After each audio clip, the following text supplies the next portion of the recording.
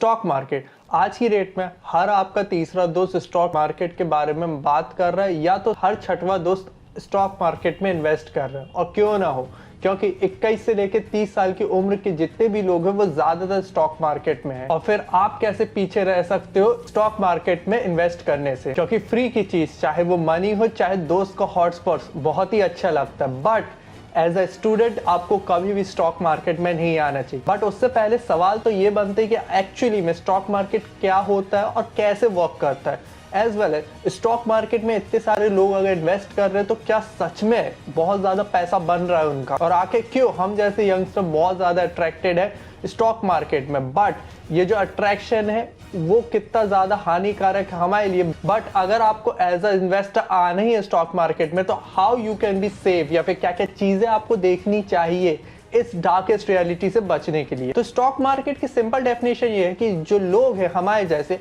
वो इन्वेस्ट करते हैं स्टॉक मार्केट में बेस्ड ऑन द बाइंग और द सेलिंग। मानिए कि कोई व्यक्ति एक पर्टिकुलर कंपनी के शेयर्स को खरीदता है और फिर ज्यादा में बेच देता है, और जितना भी बीच का जो डिफरेंस है तो वही प्रॉफिट कहला जाता है। इट्स लाइक कि किसी कंपनी में आप पैसा दे रहे हो, वो कंपनी आपको on the basis of the money आपको एक ओनरशिप दे रही है उस कंपनी की। ये थोड़ी सी टर्म जो बहुत ज्यादा डिफिकल्ट है और अभी समझने में बहुत ज्यादा इश्यूज हो रहे हैं। बट एक एग्जांपल लेके चलो, हर जगह कहीं ना कहीं एक मार्केट होता है बेस्ड ऑन द वेजिटेबल। ना वेजिटेबल बेचने के लिए अलग अलग टाइप ऑफ वेजिटेबल्स होती है, जैसे पोटैटोज हो गए, टोमेटोज, प्याज हो गई, गाजर, मूली, एसेट्रा एसेट्रा होती है। अब क्या उस मार्केट में क्या एक ही व्यक्ति रहता है बेचने वाला? ऑब्वियसली नहीं, कई वेंडर्स रहते हैं या फिर कई शॉपकीपर्स रहते हैं उस टाइप ऑफ वेजिटेबल्स को बेच रहे होंगे, और यही जो कई टाइप ऑफ शॉपकीपर्स है उनको हम इस केस में बोलेंगे ब्रोकर्स। जस्ट लाइक जो कंपनी के स्टॉक्स है वो भी इनके थ्रू ही आप खरीद या बेच रहे होगे। अब हम एक पर्टिकुलर सब्जी का एग्जांपल लेते हैं, दैट इज द प्याज। अब प्याज का हर एक व्यक्ति को पता है कि समर प्राइस में प्याज की जो रेट है वो बहुत ज्यादा कम रहते हैं। तो मान लेते हैं कि जो प्याज का रेट है वो 20 रुपए किलो था और आपको पता था तो मानसून के टाइम पे प्राइस का रेट बहुत ज्यादा हो जाएगा। आपने 20 रुपीज के हिसाब से करीब 10 किलो खरीदिए, फिर उसके बाद आपने उसी मानसून में वो 80 रुपीज या फिर 100 रुपीज तक पहुंच गए। तो इस तरह से आप उस प्याज को बेच सकते हो, जस्ट लाइक बहुत से जो लोग करते हैं। इस वे से आप समझ सकते हो कि स्टॉक मार्केट एक्चुअली में होता क्या है। सवाल अभी भी बड़ा ये है कि एक्चुअल में स्टॉक मार्केट वर्क कैसे करते हैं, कि एक्चुअल में कंपनीज को क्यों पैसा चाहिए या फिर एसेट्रा थे ना। मान लेते हैं मेरे को ये है कि मेरे को एक जमीन खरीदनी है, that is of the 400 acres of land, और आज की डेट में उस 400 एकर्स ऑफ लैंड की कीमत करीब करीब 100 करोड़ रुपए ना। ये जो 100 करोड़ है, भले मैं जितना भी बड़ा आदमी हूं या फिर कितना भी बड़ा टाइम्स हूं, मेरे पास इतना पैसा अभी नहीं है कि मैं ये चीज खरीद सकूं। तो अब मैं क्या करूंगा कि मैं लोगों को इकट्ठा करूंगा कि वो मेरी मदद करे बेस्ड ऑन द मनी उस जमीन को खरीदने के लिए, that is 400 acres of land ना। 100 एकड़ की वो जमीन थी। अब मैंने करीब 100 लोगों को इकट्ठा किया इंक्लूडिंग मी। तो सभी लोगों को मैंने बोला कि यार हमें इस जमीन को खरीदना है, अब आप मुझे पैसा दो जिससे मैं ये जमीन खरीद सकूं। और इस हिसाब से आपको सभी लोगों को इक्वल शेयर मिल जाएगा या फिर उस जमीन का टुकड़ा मिल जाएगा, दैट इज 4 एकर्स पर लैंड। और इसी तरह से कंपनीज भी इवॉल्व होती है कि वो अलग अलग इंस्टीट्यूट हो गए या फिर जैसे लोग हो गए, जनरल पब्लिक हो गए, उनसे पैसा मांगती है for investing in different projects या फिर कुछ सर्टेन थिंग्स जो भी उनके प्रोजेक्ट्स रहते हैं या फिर ज्यादा बिजनेस बनाने में वो इन्वेस्ट कर रही होती है। पर्टिकुलरली आप उस कंपनी में हिस्सेदारी देते हैं। बोला जाए तो बहुत से लोग बड़ी बड़ी कंपनीज में अपना हिस्सेदारी लेना चाहते हैं। तो इसके लिए क्या कंपनीज जस्ट लाइक रिलायंस हो गई या मुकेश अंबानी की कंपनी हो गई, ये क्या बोलेंगे कि ठीक है सब लोग मीटिंग करो मेरे साथ और मैं तुम्हें इतने इतने शेयर दूंगा? Not as obvious. तो ये सहारा लेते स्टॉक मार्केट का, क्योंकि स्टॉक मार्केट में जनरली आप किसी भी एंगल से एक नॉर्मल से अमाउंट देके जो भी पर्टिकुलर प्राइस है उसको देके आप एक पर्टिकुलर इक्विटी ले सकते हो। और ये इक्विटी बहुत ज्यादा छोटे प्राइस में रहती है, तो आपको इतना ज्यादा भी इन्वेस्ट करने की जरूरत नहीं। मतलब आप 200 से 300 रुपए किसी पर्टिकुलर कंपनी में डालते हो जिसका प्राइस 200-300 रुपए, तो आप एक परसेंटेज ऑफ शेयर के मालिक हो जाते हो। ये इतना ज्यादा बड़ा अमाउंट नहीं रहता, इतना ज्यादा बड़ी इक्विटी नहीं रहती, just 1%, but it's a 0.001%, but आप एक टाइप के हिस्सेदारी हो उसके ना। स्टॉक मार्केट का ये फंडा आपको समझ आ चुका है कि एक्चुअली में स्टॉक मार्केट वर्क क्यों करता है। बट अगर मार्केट की बात कर ही रहे तो मार्केट में कौन कौन से एक फंडामेंटल्स रहते हैं या फिर कौन कौन से डिवीजन रहते हैं ना। मेरे को पता है कि मार्केट में स्टॉक मार्केट में कई डिवीजन्स रहते हैं, बट हम थोड़ा सिंपली वे में चलेंगे तो मार्केट को आप 3 हिस्सों में डिवाइड कर सकते हैं, that is first is buy and sell. ना बाय एंड सेल में बहुत ज़्यादा अच्छा एक सेगमेंट रहता है, बिकॉज यहाँ पर बहुत सारे लोग इन्वेस्ट कर रहे होते हैं और ये बहुत ज़्यादा नेचुरल या फिर बहुत अच्छी चीज़ रहती है, क्योंकि इसमें आपको कंपाउंडिंग मिल रही होगी और ये एक टाइप का एनालिटिकल वे में आप किसी कंपनी में लॉन्ग टर्म के लिए इन्वेस्ट कर रहे होते हो। तो बाय एंड सेल में क्या होता है कि पर्टिकुलर आपने जो हमने एक एग्जांपल लिया था कि आप ऑनियन को खरीद रहे हो 20 रुपीज़ के हिसाब से और 50 रुपीज़ या 80 रुपीज़ में बेच रहे हो, तो ये जो एक टाइम है बाय करके सेल करने का, इसमें आपने कुछ प्रॉफिट कमाया और इसी को हम बोल देते हैं लॉन्ग टर्म इन्वेस्टिंग भी बोल दिया जाता है या शॉर्ट टर्म इन्वेस्टिंग के तौर पे भी आते हैं। थोड़ी सी कॉम्प्लिकेट जाती जाएगी क्योंकि वीडियो को हम थोड़ा बड़ा नहीं करना चाह रहे, क्योंकि मैं ये इंश्योर नहीं कर सकता कि आपको अगर बेसिकली आप स्टॉक मार्केट के बारे में जानना चाहते हो तो आपको ये वीडियो काफ़ी है, क्योंकि इसके फंडामेंटल्स को आपको कहीं और से सीखना ही पड़ेगा। और इसी वे में कई ऑर्गेनाइजेशन आ जाती है, जैसे लाइक अगर आपको रिलायंस के प्रोडक्ट्स आप बहुत ज़्यादा यूज़ करते हो तो आप कुछ परसेंटेज ऑफ शेयर्स उसके खरीद रहे हो, जैसे लाइक 2, 3, 4, 5 और फिर उसको एक टाइम के बाद बेच रहे हो, तो ये बाइंग सेल होता है, the most clear market as well. और इसमें भी कई लेवल आते हैं कि आप एज अ म्यूचुअल फंड में इन्वेस्ट करते हो। शेयर मार्केट में सेकंड चीज रहती है जैसे इंट्राडे। नाउ इंट्राडे को इतना ज्यादा यूजफुल केस नहीं बताया जाता, पर इंट्राडे इज नथिंग बट कि ये जो प्रोसेस है कि आपने बाइंग एंड सेल कर रहे हैं या सेल एंड बाय कर रहे हैं, ये सब चीज पर्टिकुलर दिन में ही करे जाते हैं। नाउ फिर से हम ऑनियन वाला एग्जांपल लेते हैं कि मान लो आपने 20 रुपए का ऑनियन खरीदा, बट आपको ये है कि आपको ये जो ऑनियन है end of the day 3:30 PM तक आपको ये ऑनियन किसी को बेचना पड़ेगा, नहीं तो ये ऑटोमेटिक उस जितना भी प्राइस में चल रहा होगा, जैसे मान लो आपने 20 रुपए में खरीदा पर एंड 3:30 आते आते तक आपका जो मार्केट का प्राइस है वो समथिंग 10 रुपए हो गया, तो वो ऑटोमेटिकली सेल हो जाएगा, प्लस इसके आपको बहुत से चार्जेस देने पड़ेंगे। ना इंट्राडे का सबसे अच्छा फायदा एक ही चीज रहता है कि यहाँ पर आप बिना खरीदे कोई चीज बेच सकते हो। 20 रुपए के हिसाब से आपने ऑनियन को पहले ही सेल कर दिया विदाउट बाइंग, और इसी बेस पे आपको फिर उसके बाद बाय करना पड़ेगा कि आपने पर्टिकुलर 20 रुपए में भेजा, बट 3:30 या फिर उस टाइम तक आपको पता चले कि ये 10 रुपए का हो गया, तो आपने एक टाइप का वापस ले लिया कि मैं 10 रुपए के हिसाब से खरीद ले रहा, तो इससे आपको 10 रुपए का प्रॉफिट होगा, उसके बाद भी चार्जेस वगैरह कट होंगे। The most dangerous is FN, future and option. Future and options में ट्रेडिंग करने वाले 1 करोड़ से ज्यादा लोगों को 1,81,000 करोड़ रुपए का शुद्ध घाटा हुआ है। More than 50% of the F&O volume happens in India. Individual investors are losing money trading derivatives. That we're looking over here is the premium turnover that has declined on an overall basis. और मैं नहीं चाहता मैं इसके बारे में ज़्यादा पढूं, क्योंकि मैंने खुद भी इतनी ज़्यादा पढ़ाई नहीं की या फिर रिसर्च नहीं किया, क्योंकि आई हेट दिस टर्म, क्योंकि इसमें एक चीज़ बता रहा बहुत सारे लोग इसी टर्म में स्टॉक मार्केट को एक टाइप का गैम्बलिंग गेम करते हैं, क्योंकि इसमें ज़्यादातर लोगों के पैसे डूब रहे होते ना। अगर हम आपसे बोल दें कि अभी भी ऑनियन वाला केस ही लेके चलते, तो आपने एक सेलर ढूंढ लिया जो आपको 20 रुपए के हिसाब से ऑनियन देने को तैयार हो गया, बट अब आपने थोड़ा सा दिमाग लगाया, अब वो आपने बोला कि चलो हम एक कॉन्ट्रैक्ट बना लेते हैं कि आप मुझे 20 रुपए के हिसाब से ही दोगे, क्योंकि आपको एक इनसाइडर इंफॉर्मेशन मिल चुकी है या फिर आपको एक जनरली आपको खुद पे भरोसा है कि ये ऑनियन का प्राइस अब बढ़ने वाला है, तो मेरे को 20 रुपए के हिसाब से खरीद लेना चाहिए। अगले दिन वो 40 रुपए का हो गया, उसी दिन आपको बाय करना है, तो ये जो कॉन्ट्रैक्ट है उसके बेस पे अब 20 रुपए के हिसाब से ही वो ऑनियन खरीद रहे होगे, फिर उसके बाद अब जितना चाहो उतने टाइम पे आप बेच रहे होगे। बट इस जो 20 रुपए के हिसाब से आपने कॉन्ट्रैक्ट बना उसकी कुछ फीस भी रहती है, दैट इज 20, 30, 40 रुपीज। बाव एक चीज मैं बोल रहा कि ये जो एग्जाम्पल है बहुत ज्यादा कॉम्प्लिकेट नहीं किया गया है, तो इतनी सिंपल वे में FNO नहीं चलती।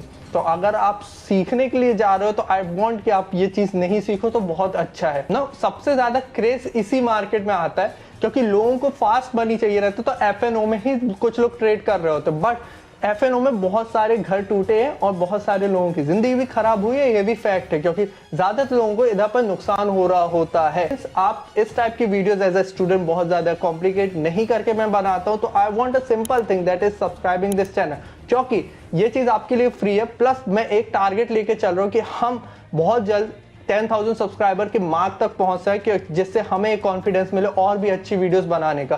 तो मुझे पता है आपको ये लगता होगा कि एक के सब्सक्राइब करने से क्या ही फर्क पड़ेगा, but I will say one thing, आपके सब्सक्राइब करने से फर्क नहीं पड़ेगा, बट आपके जैसे कई लोगों के सब्सक्राइब करने से फर्क पड़ेगा। के करने से कोई फर्क नहीं पड़ेगा, बट एक के करने से बहुत फर्क पड़ेगा। बाकी coming back to the video, तो अभी तक हमने स्टॉक मार्केट कैसे वर्क करता है, क्या क्या चीजें होती है, ये सब थोड़ा बहुत क्लियर कर लिया। बट सबसे बड़ा फैक्ट ये है कि 2020 में demat accounts, now demat account is nothing but stocks में भी बाय या सेल करना है आपको तो एक आपका डीमेट अकाउंट होना अनिवार्य हो जाता है। नाउ अगर बोला जाए तो 2020 मतलब जब कोविड नहीं आया था तब 4 करोड़ के लोगों के पास डीमेट अकाउंट था, बट 2024 आते तक अभी आप गैस करोगे कितने ज्यादा लोग इंडिया में यूज कर रहे हैं एज अ डीमेट अकाउंट, तो ये है करीब 17 करोड़। मतलब आज की डेट में 2020 के हिसाब से 4 गुना लोग बढ़ चुके हैं स्टॉक मार्केट में। और इसके रीजंस कई हैं, क्योंकि बहुत ज्यादा आपने सुन रखा होगा कि जिसने भी 2020 में इन्वेस्ट किया आज की डेट में उसका पैसा शायद तक 2 गुना 3 गुना या 4 गुना बन चुका होगा ना। हाई रिटर्न्स बहुत ज्यादा कॉमन फैक्टर है इंडियन स्टॉक मार्केट में, क्योंकि आज अभी के टाइम पे बहुत ज्यादा बुल रन चल रहा है। जस्ट अगर हम सिर्फ इकोनॉमी वाइज ही बात करें कि निफ्टी 50 करके एक इंडेक्स होता है ना, निफ्टी 50 कुछ नहीं है, it's the top 50 companies of India. मतलब जस्ट लाइक रिलायंस इंडस्ट्रीज आती है, टाटा मोटर्स आती है। इस फंड में आप अपना पैसा लगाते हो तो इनडायरेक्टली आप इंडिया की इकोनॉमी में पैसा लगा रहे हो, तो इसका एनुअल रिटर्न करीब 12 से 15 रहता है। और अगर फिक्स डिपॉजिट का रेट रहे तो ये 7 to 8% ही रहता है ज्यादा से ज्यादा। तो दैट्स द पॉइंट कि इतने सारे लोग स्टॉक मार्केट में क्यों आ रहे हैं। आज से 1992 या 1990 या 2000 के टाइम तक ये जो प्रोसेस है स्टॉक मार्केट में घुसने के लिए आपको एक डिपेंडेंसी थी ऑफ द ब्रोकर, क्योंकि एक पर्टिकुलर ब्रोकर आपको चाहिए रहता, बहुत ज्यादा कॉम्प्लिकेटेड प्रोसेस था क्योंकि इतने जल्दी प्रोसेस एफिशिएंटली नहीं था। बट आज की डेट में ट्रेडिंग प्लेटफॉर्म्स इतने ज्यादा हैं कि आप लो एज इन्वेस्ट, मतलब आप 100 रुपए से लेकर 200 रुपए से भी आप अपना अकाउंट खुलवा सकते हैं based on the demat account. यही फायदा है कि आज की डेट में ब्रोकर्स बहुत ज्यादा हैं, तो कोई भी एक मोनोपोली नहीं है किसी की। और उस टाइम पे जब हम बात कर रहे हैं 1991 1992 में, तो ये दिक्कत थी कि एक टाइप का पेपर वर्क बहुत ज्यादा था और एक टाइप के लोगों की मोनोपोली थी वहां पर। देखो सोशल मीडिया ने पॉजिटिव एंड नेगेटिव दोनों कॉन्सिक्वेंस दिखाए हैं। Because positive in the sense कि लोगों ने ये बताया कि आप अपना पैसा अगर बैंक अकाउंट में रखते हैं तो आप कहीं ना कहीं इन्फ्लेशन को बीट नहीं कर पा रहे हो और आप अपने आप को डाउन कर रहे हो। फिक्स्ड डिपॉजिट में रखते हो तो आपका एक टाइप का जीरो, आपने इन्फ्लेशन को बीट कर दिया बट आपने कोई पैसा नहीं कमा पाया। बट अगर आप स्टॉक मार्केट में इन्वेस्ट करते हो तो थोड़ा सा आप सरप्लस जा रहे होते हो, which is quite right, but थोड़ा सा दिमाग से। और यही नेगेटिव साइड में ये होता है कि जब आप बहुत ज्यादा ड्रीम को बेच रहे होते हो, कि इन द सेंस कि आप स्टॉक मार्केट में अगर नहीं है तो आप बहुत ज्यादा पैसों का नुकसान कर रहे हैं। क्योंकि ये वाला डायलॉग आपने कहीं ना कहीं सुना होगा, 22 साल की उम्र में से इन्वेस्टिंग चालू कर देते हैं तो करीब करीब आप एंड ऑफ द ईयर तक करीब 7 करोड़ के मालिक हो जाएंगे, या फिर आप अगर 2 साल बाद करेंगे तो करीब आपके 5 करोड़ के मालिक हो जाओगे ना। ये जो 2 साल का गैप है उसमें 2 करोड़ का गैप आना बहुत ज्यादा अनकंडीशनली हमें हेट करते हैं कि यार हम पहले से स्टार्ट कर देते। और यही आपका एक फोमो बनाता है कि फियर ऑफ मिसिंग आउट, कि सब लोग स्टॉक मार्केट में तो मुझे भी आ जाना चाहिए क्योंकि ये चीज मेरी गलती भी है। तो बेसिकली ये वाला जो पॉइंट अभी बताया कि आप इतने साल तक इन्वेस्ट करोगे तो ये कहीं ना कहीं तो सही है, बट ऐसा भी नहीं कि पूरा सही है, क्योंकि ये है darkest reality now. is opening 70 points higher. Today we have hit a new all-time high. In the Sensex has hit the 50,000 mark. Markets in fine fettle as we speak. Sensex has climbed the 60,000 peak. It's two time हमने देखा है कि लोगों की पूरी saving जो उन्होंने market में लगाई वो पूरी जीरो हो चुकी है। जस्ट लाइक अगर कुछ फाइनेंशियल लॉसेस ऐसे बन जाते, जस्ट लाइक 3 लॉसेस ही बता रहे जिसमें पूरी तरीके से तहस नहस कर दिया for the Indian economy as well as people, जो जनरल पब्लिक थी। 1992 हर्षद मेहता स्कैम, जहां पर पूरे तरीके से मार्केट क्रैश हो चुका था, जो भी अच्छे स्टॉक्स थे वो सब एक टाइप के जीरो तो नहीं बट बहुत ज्यादा लो वैल्यू पे आके खड़े हो गए थे, जिसमें जिस व्यक्ति ने भी बहुत ज्यादा, मतलब अगर किसी व्यक्ति ने एक पर्टिकुलर स्टॉक में 400 रुपए के हिसाब से खरीदा था, वो स्टॉक 40 रुपए पे आके खड़ा हो गया था, जिसे रिकवर करने में काफी टाइम लगता है। तो फाइनेंशियल लॉसेस या फिर बहुत जल्दी मार्केट क्रैश होता है, ये फैक्ट है। 2008 जो ग्लोबल रिसेशन आया था उसमें भी बहुत ज्यादा इसी टाइप की चीजें हुई। इवन द कोविड ने भी बहुत सी कंपनीज को डिवैल्यू कर दिया या फिर बहुत ज्यादा लो वैल्यू पे आ गए। जस्ट लाइक अगर फॉर एग्जांपल हम ग्लोबल ट्रेंड्स की बात करें तो जापान एंड चाइना का जो इंडेक्स फंड है, जस्ट लाइक निफ्टी हम लोग क्या होता है, वो भी करीब 1 डेकेड या हाफ डेकेड से पॉजिटिव में नहीं आया। मतलब किसी व्यक्ति ने अगर 5 साल पहले उस पर्टिकुलर इंडेक्स फंड में या फिर फंड्स में लगाए थे पैसे, तो उसका आज भी पैसा नेगेटिव में है। ट्रेडिंग जो है बहुत ज्यादा जल्दी रिजल्ट्स देती ना। ट्रेडिंग एंड इन्वेस्टिंग और बोथ अदर थिंग, जो हमने पहले भी आपको बताया कि इंट्राडे आप कर रहे हैं या फिर एफएनओ कर रहे हैं, तो there are the trading terms कि आप एक टाइप का गैम्बल तो नहीं बट एक टाइप का आप जल्दी रिटर्न लेने की कोशिश कर रहे हैं, not just the long term कि आप थोड़ा वेट कर रहे हैं इस टाइप का। तो ट्रेडिंग जब आपको प्रॉफिट दिखने लगता है बहुत ज्यादा कि आज के दिन आपने करीब 300 रुपए कमाए या फिर 4000 कमाए, 5000, 6000, तो आपको एक टाइप का एडिक्शन हो जाता है ऑफ द मनी कि हमें और पैसा चाहिए, कि हम नेक्स्ट डे भी करते, थर्ड डे भी करते, 3 दिन कंसेक्यूटिव होने के बाद आपका लगता है नेगेटिव जैकपॉट, जो कि आपको पूरे तरीके से आपकी सेविंग्स खराब कर दी। क्योंकि ट्रेडिंग का एडिक्शन भी it's just like a alcohol, क्योंकि अल्कोहल भी एक टाइप के बाद आप करते हो तो उसके बाद तो छोड़ना बहुत मुश्किल पड़ता है। और addiction of trading is just like that कि लोग बार बार करने लगते हैं, जब प्रॉफिट्स मिलने लगता है फिर लॉस होता है तो उन्हें लगता है कि नेक्स्ट बार वो निकालेंगे। Is just like a gambling game. जो पहला केस था फाइनेंशियल लॉसेस, तो एक टाइप का मैं बोलूंगा कि ठीक है ग्लोबल ट्रेंड्स की वजह से। सेकंड, एडिक्शन ऑफ ट्रेडिंग जो है वो आपकी वजह से है कि आप पर्सनल ले रहे हो। बट बुरा तब लगता है जब जो ये गेम में लॉस होता है because of other people. Now other people because क्योंकि इमोशनल डिसीजन लिए जाते हैं। नाउ 2020 या 2023, I don't remember the dates, but आपने ये सुना होगा कि हिंडरबर्ग की एक रिपोर्ट आई थी जिससे बहुत ज्यादा एलिगेशंस लगे थे ऑन द अडानी ग्रुप। ना मुझे नहीं पता कि अडानी ग्रुप सही है या गलत है और इसके बारे में कोई रिसर्च इतनी ज्यादा नहीं है, बट इन माय ओपिनियन मुझे लगा एज अ इंडियन, क्योंकि मेरे लिए अगर दो व्यक्ति हैं, एक फॉरेनर है एज वेल एज एक इंडियन है, और उसके कुछ प्रोजेक्ट बहुत अच्छे दिख रहे हैं मेरे को, एनर्जी बना रहा है या फिर etcetera etcetera, I will without listening to other things, मतलब किसी फैक्ट को ना देखते हुए मैं सीधा अपने इंडियन दोस्त की तरफ ही जाऊंगा। सेम विथ हिस कि अडानी भाई के लिए अभी हम सपोर्ट पे, पर अगर एलिगेशन सिद्ध हो जाते तो I will be opposing as well. ये मेरा ओपिनियन है, आपका अगर उल्टा है तो मेरे को कोई दिक्कत नहीं है।